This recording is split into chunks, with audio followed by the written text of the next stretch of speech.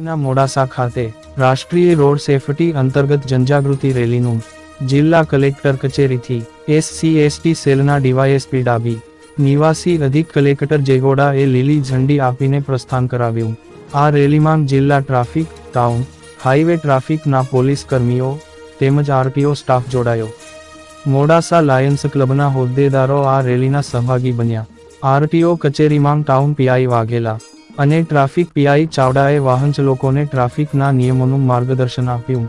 RTO inspector કનોજિયાએ વાહન ચાલકોને driving વખતે શું કાળજી રાખવી તેની માહિતી આપી। આ રેલી મોડાસા શહેરના માર્ગો પર ફરી RTO કચેરી ખાતે પૂર્ણ કરાઈ।